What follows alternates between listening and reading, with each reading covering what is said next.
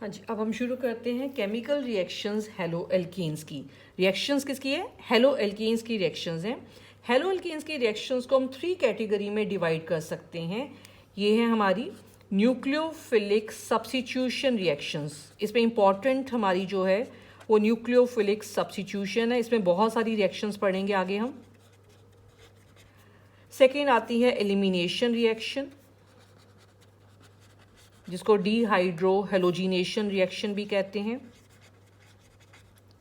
और थर्ड आएगी reaction with metals. अब हम शुरू करते हैं फर्स्ट केमिकल रिएक्शन से, जिसका नाम है न्यूक्लियोफिलिक सब्स्टिट्यूशन रिएक्शन और इसकी एब्रीवेशन है एसएन। इसको एसएन से लिखते हैं, न्यूक्लियोफिलिक सब्स्टिट्यूशन रिएक्शन। अब ये रिएक्शंस होती कैसे हैं? ये न्यूक्लियोफाइल है। न्यूक्लियोफाइल को ऐसे लिख रही हूँ मैं, और यहाँ इलेक्ट्रॉन दिखा रहे हैं, बिकॉज न्यूक्लियोफाइल क्या होता है? इलेक्ट्रॉन रिच स्पीशीज होता है, इसीलिए यहाँ पे इलेक्ट्रॉन्स दिखाए हैं। ये न्यूक्लियोफाइल रिएक्ट करता है हेलो एल्कीन के साथ। किसके साथ रिएक्ट करेगा? हेलो एल्कीन के साथ रिएक्ट करेगा। ये मैं ऐसे लिख देती हूँ हेलो एल्कीन को, लेकिन इसमें ये ध्यान रखना कि ये पार्शली नेगेटिवली चार्ज है हेलोजन एटम, इस पे पार्शियल पॉजिटिव चार्ज होता है। तो न्यूक्लियोफाइल ने हेलो एल्कीन के साथ जब रिएक्ट करना है तो ये किस पे अटैक करेगा? न्यूक्लियोफाइल, इसके पास इलेक्ट्रॉन है तो नेचुरली ये अटैक करेगा कार्बन पे, जो इलेक्ट्रॉन डेफिशिएंट होती है। अब जब इस पे ये अटैक करेगा, ये इसके साथ लिंक कर जाएगा। यहाँ पे कार्बन की ये बॉन्ड्स हैं, यहाँ पे न्यूक्लियोफाइल ने बॉन्ड बना लिया। ये नेगेटिवली चार्ज है, ये पॉजिटिव चार्ज है, ये बॉन्ड बन गया इनके बीच में, और ये हैलोजन जो है इलेक्ट्रॉन लेके यहाँ से रिमूव हो जाएगा। प्लस एक्स माइनस पूरा चार्ज आ गया नेगेटिव इसके ऊपर। इस रिएक्शन को हमने न्यूक्लियोफिलिक सब्स्टिट्यूशन क्यों कहा? बिकॉज ये रिएक्शन इनिशिएट होती है, शुरू होती है बाय न्यूक्लियोफाइल। न्यूक्लियोफाइल यहाँ आ गया, हैलोजन की जगह ले ली, हैलोजन को सब्स्टिट्यूट कर दिया। Because reaction is initiated by nucleophile, इसीलिए इस रिएक्शन को क्या कहते हैं? न्यूक्लियोफिलिक सब्स्टिट्यूशन रिएक्शन कहते हैं। लेकिन अब न्यूक्लियोफाइल्स हमारे अलग अलग तरह के हो सकते हैं, तो डिपेंडिंग ऑन कौन कौन से न्यूक्लियोफाइल हम ले रहे हैं, हमारे पास बहुत सारी न्यूक्लियोफिलिक सब्स्टिट्यूशन रिएक्शंस आ जाएंगी यहाँ पे। आप ये कह सकते हो कि इन रिएक्शन से, ये जो न्यूक्लियोफिलिक सब्स्टिट्यूशन रिएक्शंस हैं हेलो एल्कीन की, इनसे हम तकरीबन हर तरह का ऑर्गेनिक कंपाउंड बना सकते हैं। तो इसके अंदर जो मैं रिएक्शन लिख रही हूँ उसमें हर तरह का ऑर्गेनिक कंपाउंड बनेगा। अल्कोहल भी बनेगी, ईथर भी बनेगा, अमीन्स भी बनेंगी, इसमें नाइट्राइल्स भी बनेंगे। तो हर तरह का ऑर्गेनिक कंपाउंड इससे बन सकता है। तो इसकी वजह से हेलो एल्केन्स को ये भी कहा जाता है, it is a synthetic instrument in the hand of a modern scientist. Modern scientist या मॉडर्न केमिस्ट के हाथ में एक इंस्ट्रूमेंट है जिसकी हेल्प से वो हर तरह का ऑर्गेनिक कंपाउंड जो है वो बना सकता है। अब इससे कौन कौन से कंपाउंड्स बनेंगे? सबसे पहले मैं इसमें ले रही हूँ फॉर्मेशन ऑफ अल्कोहल्स ले रही हूँ, formation of alcohols, formation of alcohols. Alcohols कैसे बन सकते हैं हेलो एल्केन से? ये हेलो एल्केन है, हेलो एल्केन को मैं इन जर्नल आर सिंबल और एक्स, आर एक्स से हम किसको लिखते हैं? हेलो एल्केन को। अगर इसकी रिएक्शन करो सोडियम हाइड्रोक्साइड के साथ, एक चीज़ मैंने पहले भी आपको बताई थी, जहाँ पे भी हम Na लिखते हैं वहाँ हम K लिख सकते हैं, बिकॉज दोनों की प्रॉपर्टीज तकरीबन क्या होती हैं? सेम। तो चाहे NaOH के साथ रिएक्शन कर लो या KOH के साथ रिएक्शन यहाँ पे कर लो, या यहाँ पे वाटर भी डाल लो, या इसके जहाँ पे मॉइस्ट सिल्वर ऑक्साइड ऐड कर दो। मॉइस्ट सिल्वर ऑक्साइड को क्या कहते हैं? AgOH कहते हैं। इनमें से कोई भी यहाँ पे रिएजेंट ले लो, न्यूक्लियोफाइल सब में कौन सा है? OH minus. OH माइनस इनमें क्या है? न्यूक्लियोफाइल है। ये जो न्यूक्लियोफाइल हमारा ये OH माइनस है। ये क्या करेगा? हैलोजन एटम को निकाल के उसकी जगह पे आ जाएगा, तो ये बन जाएगा हमारा NaX, ये रिमूव हो जाएगा, और इस X की जगह पे क्या आ गया? ये OH, ROH प्लस NaX बन गया। OH आ गया, तो ये कंपाउंड हमारा कौन सा है? अल्कोहल्स है। तो इनमें से कोई भी रिएजेंट लेके जब हम हेलो एल्केन के साथ रिएक्ट करवाएंगे तो प्रोडक्ट हमारा क्या बनेगा? अल्कोहल्स बनेगा यहाँ पर। हाँ जी, ये हो गया हमारा फर्स्ट फॉर्मेशन ऑफ अल्कोहल्स। अब फॉर्मेशन ऑफ अल्कोहल्स के बाद नेक्स्ट हम करते हैं फॉर्मेशन ऑफ ईथर्स। ईथर्स भी बन सकते हैं हेलो एल्केन से। अब ईथर बनाने के लिए जो न्यूक्लियोफाइल है वो हम कौन सा लेंगे? अभी हमने लिया था NaOH, अब ले लेते NaOR, H को रिप्लेस कर दिया बाय R। ये जो ग्रुप है OR, इसका नाम याद करना, OR को कहते हैं अल्कोक्साइड ग्रुप। NaOH OH था तो हाइड्रोक्साइड, OR है तो क्या कहते हैं? अल्कोक्साइड कहते हैं। अल्कोक्साइड OR माइनस है, ये भी हमारा क्या है? न्यूक्लियोफाइल है ये वाला। तो ये न्यूक्लियोफाइल इस वीक न्यूक्लियोफाइल को सब्स्टिट्यूट कर देगा, इसकी जगह ले लेगा, तो प्रोडक्ट बन जाएगा ROR प्लस NaX। ये डैश ओ डैश कौन सा ग्रुप होता है? ईथर। तो यहाँ पे क्या बन गया? ईथर बन गए। ये हमारा अल्काइल ग्रुप R है, ये भी R ही लिया मैंने, सेम ले लिए। अगर इनमें कार्बन एटम डिफरेंट होंगे तो एक को हम R डैश के साथ रिप्रेजेंट कर सकते हैं, तो यहाँ R डैश आ जाएगा। अगर दोनों तरफ R आ रहे हैं, मतलब दोनों तरफ कार्बन एटम का नंबर क्या? सेम। लेकिन अगर डिफरेंट है तो हम एक को R डैश के साथ रिप्रेजेंट कर देंगे। नेक्स्ट इसके बाद आते हैं थर्ड, फॉर्मेशन ऑफ अमीन्स। अब इसमें मैं हर तरह की अमीन की प्रिपरेशन बता रही हूँ, primary amine, secondary amine and tertiary amines. Primary amine होती है NH2 ग्रुप, सेकेंडरी अमीन होती है डैश NH डैश, और टर्शरी होती है जिसमें एक ही नाइट्रोजन एटम होता है। हाँ जी, और यहाँ पे एक डैश का मतलब एक तरफ कार्बन चेन है, दो तरफ डैश का मतलब दोनों तरफ कार्बन चेन है। इधर थ्री साइड्स की तरफ क्या है? कार्बन चेन है, या कह लो कि अल्काइल ग्रुप है। और इस रिएक्शन का नाम क्या है? हॉफमैन्स अमोनोलिसिस रिएक्शन। जो रिएक्शन अभी मैं लिखूंगी, इस रिएक्शन का नाम है हॉफमैन अमोनोलिसिस रिएक्शन। रिएक्शन शुरू करेंगे हेलो एल्केन के साथ। अगर इसकी रिएक्शन करो अमोनिया के साथ, तो यहाँ पे NH2 माइनस न्यूक्लियोफाइल है, NH2 माइनस जो इस वीक न्यूक्लियोफाइल को रिप्लेस कर देगा। NH2 यहाँ से लिया तो यहाँ H बच गया, वो H और ये X मिलके क्या बना देंगे? HX बना देंगे। तो यहाँ बन गया RNH2 प्लस HX। ये कौन सा अमीन हमारा बन गया? NH2 ग्रुप है तो इसको क्या बोलेंगे? Primary amine. अब यहाँ पे देखो, अगर हम हेलो एल्केन को एक्सेस में ले लेते हैं, अगर इसको हम किस में ले लेते हैं? एक्सेस में लेते हैं, तो क्या होएगा? प्राइमरी अमीन जो हमारा बना है उस पे ये हेलो एल्केन दोबारा से अटैक करेगा अगर ये एक्सेस में है। तो यहाँ से फिर से एक H और X निकल जाएगा और R इसकी जहाँ पे आ जाएगा, तो ये बन जाएगा RNHR, या इसको ऐसे भी लिख सकते हैं R2NH करके भी लिख सकते हैं हम। NH ग्रुप आ गया, इसका मतलब ये क्या बन गया? हमारा सेकेंडरी अमीन बन गया। ये कौन सा अमीन बन गया? सेकेंडरी अमीन बन गया। लेकिन अगर हमारा हेलो एल्केन बहुत ज़्यादा एक्सेस में है तो ये सेकेंडरी अमीन पे दोबारा से अटैक करेगा, R2NH प्लस RX, और यहाँ से फिर से एक H और X निकल जाएगा और इसकी जहाँ पे क्या आ जाएगा? H की जहाँ पे R आ जाएगा, तो R2NR, या इसको मैं R3N लिख सकती हूँ। अगर इसको एक्सपैंड करते हैं तो एक्चुअल में ये ऐसे आता है कि नाइट्रोजन के तीनों साइड की तरफ क्या है? अल्काइल ग्रुप है, प्लस क्या बनेगा? HX। ये कौन सा अमीन हमारा बन गया? टर्शरी अमीन बन गया। रिएक्शन यहाँ पे नहीं रुकती है, आगे भी कंटिन्यू होती है। जो टर्शरी अमीन बना है उससे फिर से RX अटैक करेगा इस पे। जब इस पे अटैक करेगा तो अब ये एडअप हो जाएंगे सारे के सारे, और ये बन जाएगा R4N प्लस X। इसको बोलते हैं quaternary ammonium salt, quaternary ammonium salt बन गया।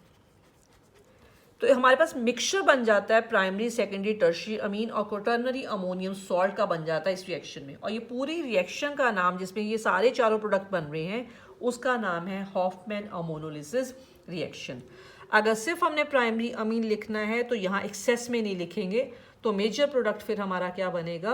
प्राइमरी अमीन बनेगा। ये हमारी होगी थर्ड एग्जाम्पल। पहली थी formation of alcohol, second formation of ether, और थर्ड होगी formation of primary, secondary, tertiary amines हो गया। अब आते हैं नेक्स्ट एग्जाम्पल पे, formation of nitriles. Formation of nitriles. Nitriles को कॉमनली हम क्या कहते हैं, साइनाइड्स कहते हैं। अब नाइट्राइल कैसे बनेगा, अगर हम हेलो एल्केन की रिएक्शन कर दें KCN, या के की जहाँ पे क्या कहा मैंने, Na भी लिख सकते हैं, NaCN के साथ कर दें, तो Cn माइनस स्ट्रॉन्ग न्यूक्लियोफाइल है, तो ये क्या करेगा, इस X को डिस्प्लेस करके इसकी जहाँ पे आ जाएगा RCN प्लस क्या बन जाएगा KX। Cn हमारा क्या होता है, cyanide, alkyl cyanide. Cyanides common name में वर्ड यूज करते हैं। हाँ जी, नेक्स्ट इसके बाद आता है फॉर्मेशन ऑफ आइसोनाइट्राइल्स। अब इन रिएक्शन में मेनली हमें क्या याद करना पड़ता है, ये रिएजेंट याद करना पड़ रहा है हमें। फॉर्मेशन ऑफ आइसोनाइट्राइल्स, कॉमनली इनको कहते हैं आइसोसायनाइड। अब देखो दोनों में डिफरेंस क्या आएगा नाइट्राइल और आइसोनाइट्राइल की रिएक्शन में। इसकी रिएक्शन करनी है हेलो एल्केन, यहाँ KCN और NaCN लिया था, यहाँ हमने लेना है AgCN लेना है। अगर AgCN लेंगे तो ये AgX तो रिमूव हो गया, ये CN ही यहाँ पे अटैक करेगा, N अटैक करेगा यहाँ पे। अगर N अटैक करेगा तो ये RNC बन जाएगा और AgX आ जाएगा। तो जब NC होता है तो उसको हम क्या कहते हैं, आइसोसाइनाइड। तो ये हमारा कंपाउंड बन जाएगा अल्काइल आइसोसाइनाइड।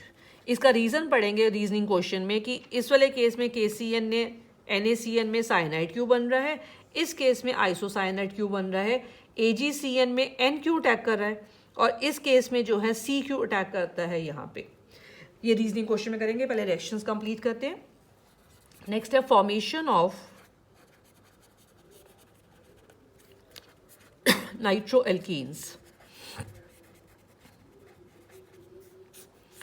अगर नाइट्रोएल्केन बनाना है तो हेलो एल्केन की रिएक्शन करनी है सिल्वर नाइट्राइट के साथ। किसके साथ, सिल्वर नाइट्राइट के साथ रिएक्शन करेंगे तो ये AgX रिमूव हो जाएगा और ये RNO2 नाइट्रोएल्केन बन जाएगा।